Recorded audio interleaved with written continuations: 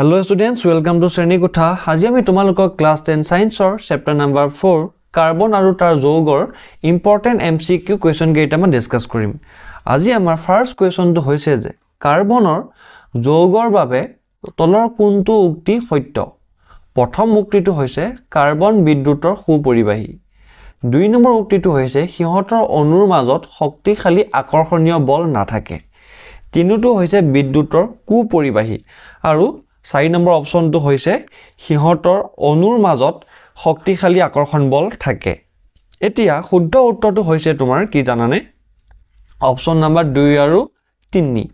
এতিয়া option number 2 3 কি আছিল? 2ত আছিল সিহঁতৰ অণুৰ মাজত শক্তিশালী আকৰ্ষণীয় বল নাথাকে আৰু সিহঁত কি হৈছে তোমাৰ বিদ্যুতৰ কুপৰিবাহী। এতিয়া তাৰ পিছৰ প্ৰশ্নটো হৈছে তলৰ কোনটো অসম্পৃক্ত যৌগ? 1 প্ৰপেন, প্ৰপিন, প্ৰপাইন আৰু ক্লোৰো যৌগ। এতিয়া কোনটো অসম্পৃক্ত যৌগ?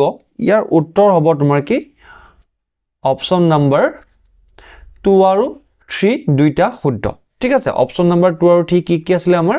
প্ৰপিন আৰু প্ৰপাইন।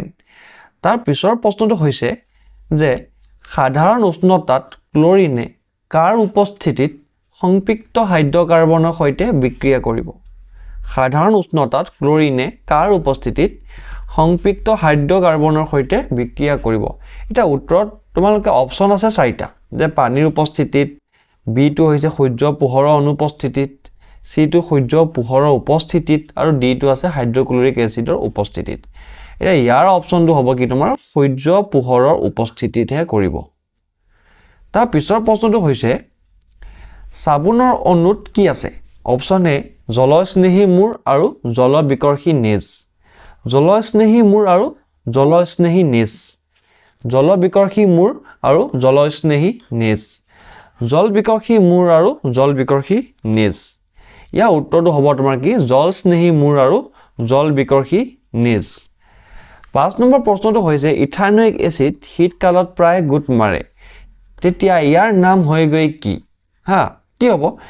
গ্লেচিয়েল এচিটিক এচিড নে এচিটিক এচিড নে হাইড্ৰক্লোৰিক এচিড নে কাৰ্বক্সিলিক এচিড?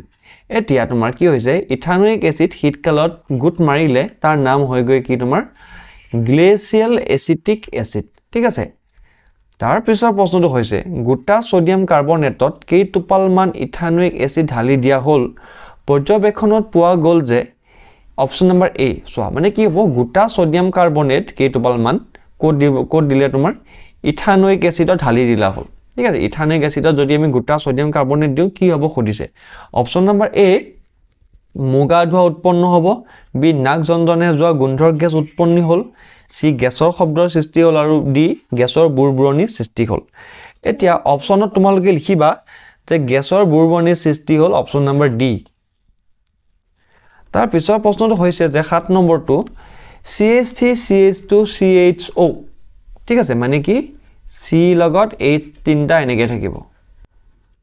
ঠিক আছে, তাৰপিছত আৰু এটা চি থাকিব, তাৰ ওপৰত এটা H থাকিব আৰু তলত এটা H থাকিব। চোৱা এতিয়া কি হ'ল CH2 আৰু CHO, মানে আৰু এটা চি থাকিব ACHO। তাৰপিছত ই অক্সিজেনৰ লগত ডাবল বন্ড কৰিব আৰু হাইড্ৰজেনৰ লগত অক্সিজেন এডাল বন্ড কৰিব। ঠিক আছে, এইটো হৈছে ইয়াৰ ষ্ট্ৰাকচাৰ। এতিয়া ইয়াৰ নাম কি? প্ৰপেন, ইথানেল, প্ৰপানেল নে ইথানল? তোমাৰ প্ৰপানেল। ঠিক আছে, অপশন নম্বৰ চি টো। ওকে, 4 নম্বৰ প্ৰশ্নটো হৈছে তলৰ কোনটো শ্ৰেণী সমগণীয় শ্ৰেণীৰ অন্তৰ্গত নহয়?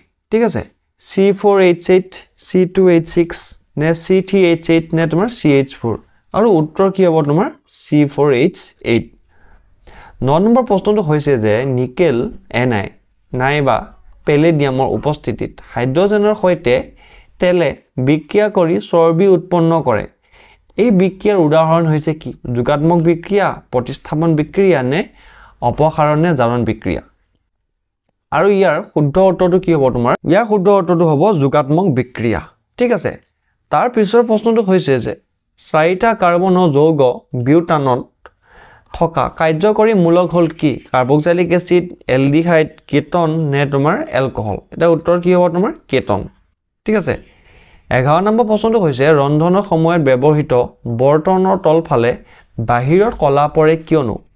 আমি কিয় ৰন্ধন কৰাৰ সময়ত বৰ্তনৰ তল ফালে মানে বাহিৰত অলপ আমি কলা পৰা দেখা পাওঁ বিকজ অপচন নম্বৰ এ খাদ্য ভালদৰে নিসিজিল বি ইন্ধন সম্পূৰ্ণৰূপে দহন নহল সি ইন্ধনটো সিক্ত আৰু ডি টো হৈছে ইন্ধন সম্পূৰ্ণকৈ দহন হয় শুদ্ধ অপচনটো হ'ব তোমাৰ ইন্ধন সম্পূৰ্ণৰূপে দহন নহয় সেই কাৰণে আমি বাচনৰ তলত কলা পৰে ঠিক আছে লাষ্ট কোৱেশ্চনটো হৈছে তোমাৰ যে ইথেন C2H6 অণু এটাত 6টা সহযোজী বান্ধনী আছে নে 7টা সহযোজী বান্ধনী আছে নে 8টা সহযোজী বান্ধনী আছে নে 9টা সহযোজী বান্ধনী আছে আৰু ইয়াৰ অপচন হ'ব কি তোমাৰ 7টা সহযোজী বান্ধনী আছে তো ষ্টুডেন্টস আজিলৈ ইমানেই আমি নেক্সট ক্লাছত ইয়াৰ পিছৰ চেপ্টাৰটো ডিসকাস কৰিম থ্যাংক ইউ